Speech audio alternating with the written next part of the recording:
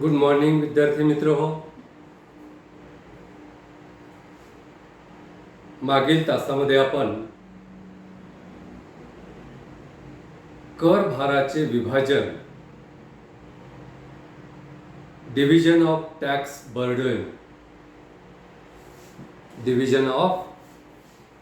Burden, याविषयी माहिती पाहत होतो. कारण यापूर्वीच्या प्रकरणात आपण कर म्हणजे काय, कराचे प्रकार, प्रत्यक्ष कर, अप्रत्यक्ष कर, प्रमाणशील कर, प्रतिगामी कर, प्रगतिशील कर असे कराचे विविध प्रकार पाहिले आणि या कराच्या प्रकारांचे गुणदोष आपण अभ्यासले. कर आकारल्यानंतर करदात्याला ते कर भरावेच लागतात. करदात्याला ते कर भरावेच लागतात. त्यामुळे करदात्यावर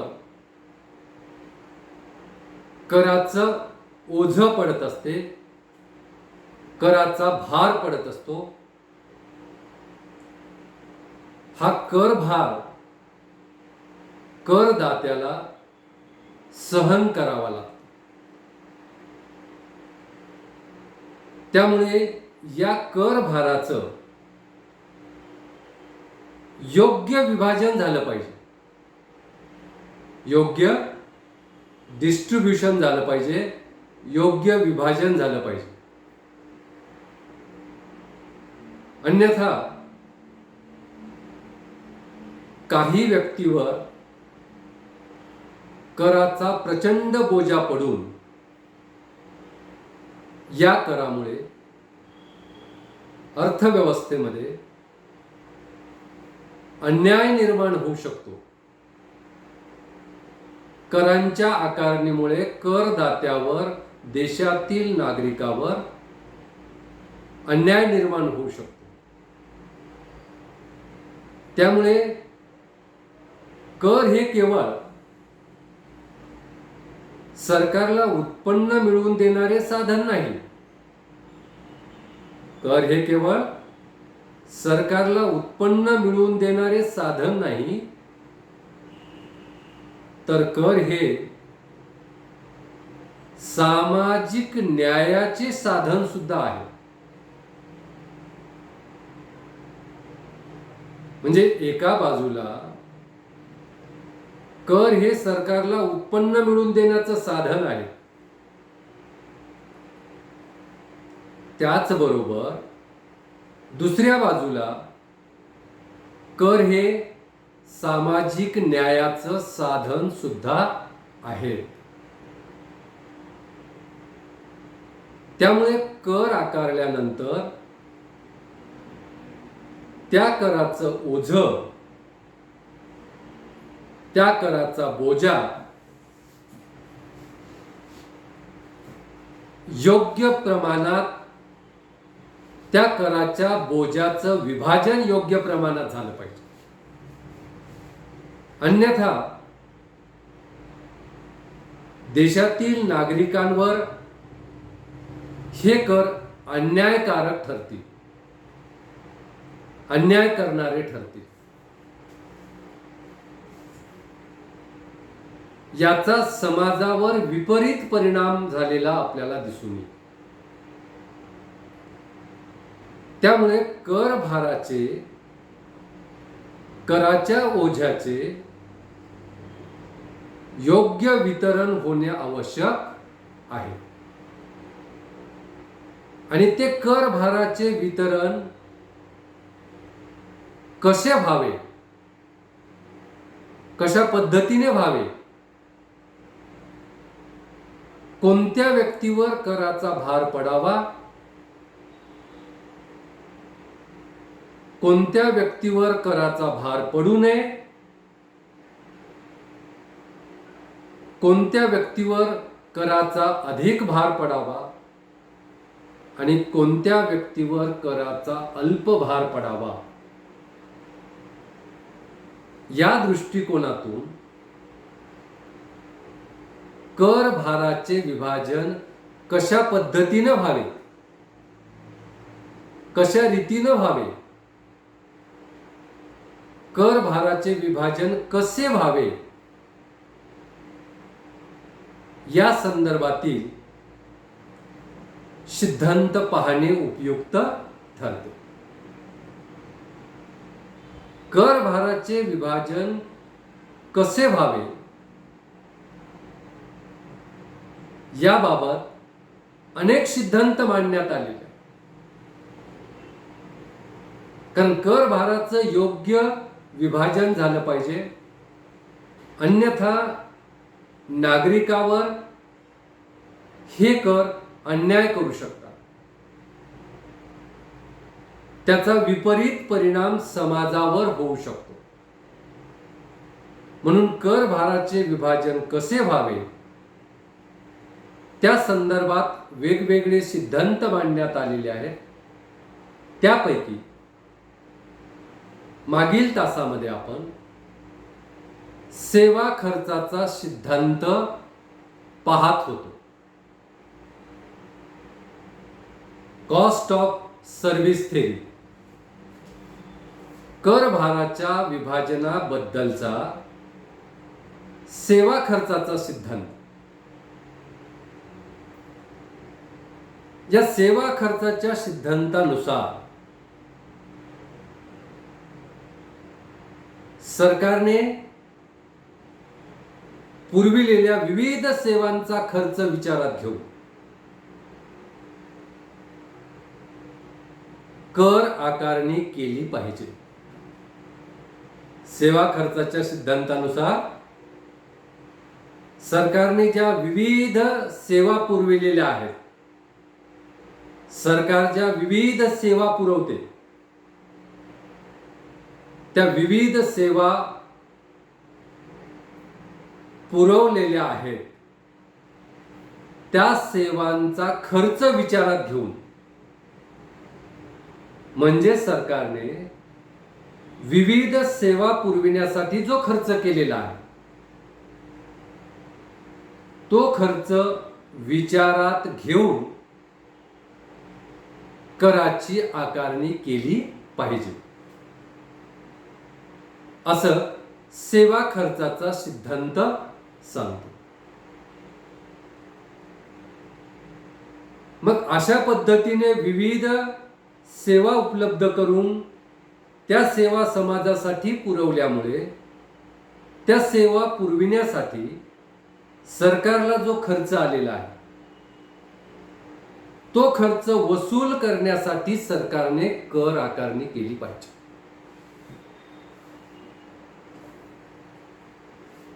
मग आता विविध सेवांचा खर्च विचारात घेऊन सरकारने जेव्हा कराची आकारणी केली तर तो कर कोणत्या लोकांवर आकारला पाहिजे हा प्रश्न निर्माण होतो. सरकारने विविध प्रकारच्या सेवा उपलब्ध करून दिल्या. त्या सेवा उपलब्ध करून देण्यासाठी जो खर्च आला तो खर्च वसूल करण्यासाठी, तो खर्च जनतेकडून वसूल करण्यासाठी, देशातील नागरिकांकडून वसूल करण्यासाठी सरकारने कर आकारावा आणि कराच्या माध्यमातून सरकारने या उपलब्ध करून दिलेल्या सेवांच्या साठी जो खर्च आला तो वसूल करावा. मग हा खर्च वसूल करताना कर रूपाने कर आकारून हा खर्च वसूल करताना कोणत्या लोकांवर कर आकारावा हा प्रश्न निर्माण होतो. सरकारने विविध वस्तू व सेवा निर्माण करून दिल्या आणि त्या सेवासाठी झालेला खर्च भरून काढण्यासाठी सरकारने कर आकारावा. परंतु हा कर कोणत्या लोकांवर लावावा हा प्रश्न निर्माण होतो. सरकारने सेवा उपलब्ध करून दिल्या, त्यासाठी खर्च आला. असा खर्च वसूल करण्यासाठी सरकारने कर आकारावा. परंतु तो कर कोणत्या लोकांवर आकारावा किंवा कोणत्या लोकांवर लावावा हा प्रश्न निर्माण होतो. तर या सिद्धांतानुसार, सेवा खर्चाच्या सिद्धांतानुसार, सरकारने ज्या सेवा उपलब्ध करून दिलेल्या आहेत,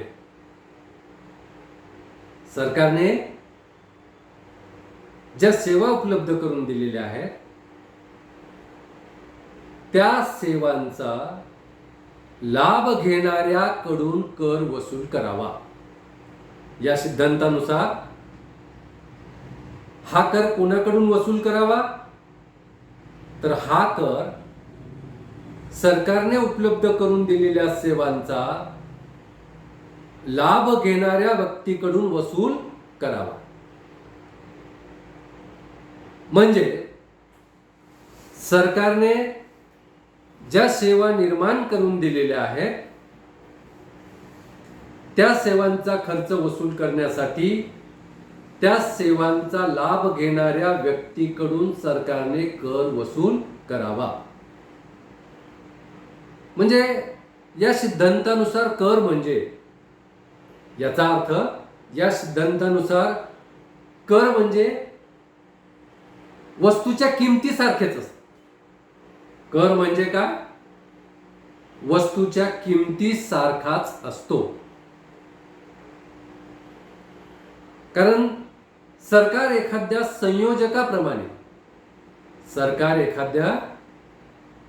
संयोजकाप्रमाणे विविध वस्तू व सेवांचं उत्पादन करते आणि त्या वस्तू व सेवा समाजासाठी उपलब्ध करून देते.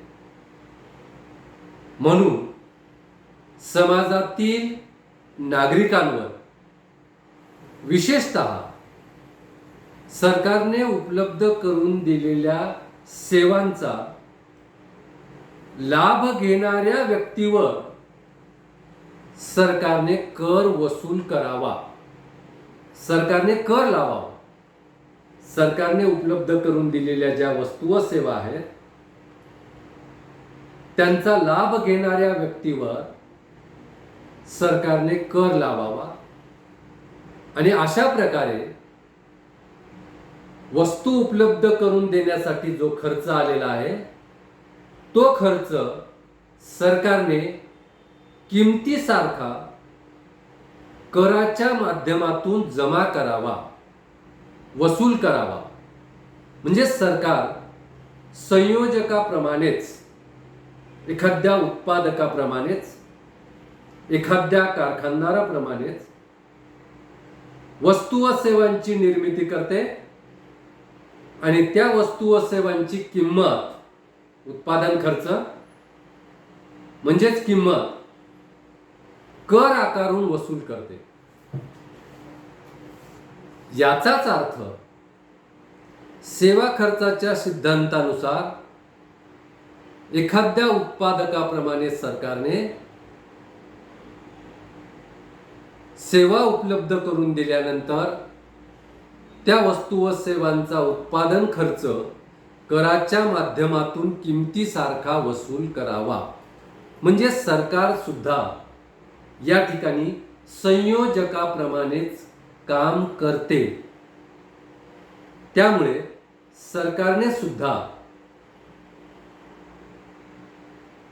सरकारने उपलब्ध करून दिलेल्या वस्तू व सेवांच्या उत्पादन खर्चाच्या वसुलीसाठी कर आकारावा आणि एक प्रकारे सेवा उपलब्ध करून दिल्या त्या वस्तू व सेवांची किंमत कराच्या माध्यमातून संयोजकाप्रमाणे वसूल करावी. एवढंच नाही, सेवा खर्चाचा आधार घेऊन कर आकारणी करा. सेवा खर्चाचा आधार घेऊन कर आकारणी करावी म्हणजे काय? सेवा खर्चाच्या सिद्धांतानुसार सेवा उपलब्ध करून देण्यासाठी जर अधिक खर्च आलेला असेल तर सरकारने अधिक कर आकारणी करावी, आणि या उलट सेवा उपलब्ध करून देण्यासाठी कमी खर्च आलेला असेल तर सरकारने कमी कर आकारावा, कमी कराची वसुली करावी. सेवा खर्चाच्या सिद्धांतानुसार सेवा खर्चाचा आधार घेऊन म्हणजे सेवा उपलब्ध करून देण्यासाठी अधिक खर्च आला असेल तर सरकारने अधिक कर लावावा. या उलट सेवा उपलब्ध करून देण्यासाठी कमी खर्च आलेला असेल तर सरकारने कमी कर लावावा, असे सेवा खर्चाचा सिद्धांत सांगतो. तर हा आहे सेवा खर्चाचा सिद्धांत. आता आपण हा सिद्धांत आणखी व्यवस्थित समजून घेण्यासाठी, हा सिद्धांत चांगल्या रीतीने समजून घेण्यासाठी, या सिद्धांताचा अर्थ चांगल्या पद्धतीने समजून घेण्यासाठी या सिद्धांतावरील टीका सुद्धा समजून घेणे तितकेच महत्त्वाचे. कारण हा सिद्धांत काय आहे हे आपण आतापर्यंत पाहिलं, परंतु या सिद्धांतावर ज्या काही टीका केलेल्या आहेत त्या जर टीका आपण अभ्यासल्या तर कर भाराचे विभाजन कसे व्हावे हे सांगण्यासाठी सेवा खर्चाचा सिद्धांत कितपत उपयुक्त आहे आजच्या काळात हे आपल्याला लक्षात येईल. म्हणजे या सिद्धांतावरील टीका जर आपण अभ्यासल्या तर आजच्या काळातील या सिद्धांताची उपयुक्तता आपल्याला लक्षात येईल. म्हणून ही उपयुक्तता लक्षात घेण्यासाठी आपल्याला या सिद्धांतावरील टीका लक्षात घेणे आवश्यक आहे. तर जुन्या काळात हा सिद्धांत महत्त्वाचा मानला जातो. जुन्या काळामध्ये या सिद्धांताचा वापर अनेक देशांमध्ये केला जात होता, परंतु आजच्या काळात या सिद्धांताला फारसं महत्त्व राहिलेलं नाही. सेवा खर्चाच्या सिद्धांताला आजच्या काळात का महत्त्व राहिलं नाही याचं कारण या सिद्धांताची कार्यवाही करणे अडचणीचे आहे. सेवा खर्चाचा सिद्धांत आपल्याला सोपा आणि योग्य वाटत असला तरी जुन्या काळामध्ये या सिद्धांताचा वापर मोठ्या प्रमाणावर होत होता, पण आजच्या काळामध्ये, आधुनिक काळामध्ये हा सिद्धांत महत्त्वाचा राहिलेला नाही, महत्त्वाचा नाही. कारण या सिद्धांताची प्रत्यक्ष कार्यवाही करताना अनेक अडचणी येतात आणि त्या अडचणीमुळे हा सिद्धांत आजच्या काळामध्ये महत्त्वाचा वाटत नाही. म्हणून या सिद्धांतावर अनेक टीका केल्या जातात. तर त्या अनेक टीकांपैकी पहिली टीका ती म्हणजे प्रतिव्यक्ती खर्चाचे मापन कठीण. प्रतिव्यक्ती खर्चाचे मापन कठीण. या सिद्धांतानुसार सेवा खर्चाच्या सिद्धांतानुसार सरकारने सेवा उपलब्ध करून दिल्यानंतर त्या सेवांचा उत्पादन खर्च वसूल करण्यासाठी सरकारने कर आकारावा आणि सरकारने उपलब्ध करून दिलेल्या सेवांचा लाभ ज्या व्यक्तीने जेवढ्या प्रमाणात घेतलेला आहे तेवढ्या प्रमाणात त्या व्यक्तीकडून सरकारने कर वसूल करावा, सरकारने या सेवावर झालेला खर्च वसूल करावा. एखाद्या व्यक्तीने सरकारी सेवेचा लाभ अधिक घेतला असेल तर त्या व्यक्तीकडून अधिक कर वसूल करावा आणि ज्या व्यक्तीने सरकारी सेवेचा लाभ कमी प्रमाणात घेतलेला असेल त्या व्यक्तीकडून कमी कर वसूल करावा. म्हणजे प्रत्येक व्यक्तीसाठी सरकारने ह्या सेवा उपलब्ध करून देण्यासाठी किती खर्च केलेला आहे त्या प्रति व्यक्ती खर्चाचं सरकारने मापन करावं आणि हे मापन करून प्रत्येक व्यक्तीवर कर आकारावा असे सेवा खर्चाचा सिद्धांत सांगतो. पण प्रत्यक्ष व्यवहारामध्ये प्रति व्यक्ती खर्चाचं मापन करणं कठीण असतं.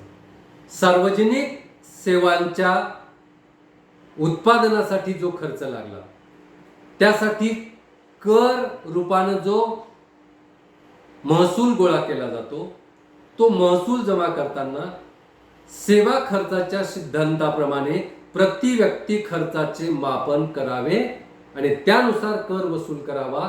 परंतु प्रति व्यक्ती खर्चाचं मापन करणे कठीण असते. म्हणून या सिद्धांतावर पहिली टीका केली जाते ती म्हणजे प्रति व्यक्ती खर्चाचे मापन करणे कठीण असते. ठीक आहे विद्यार्थी मित्रांनो, या ठिकाणी आपण एक टीका अभ्यासली. उर्वरित टीका आपण दुसऱ्या तासामध्ये अभ्यासूया. या ठिकाणी थांबूया. धन्यवाद.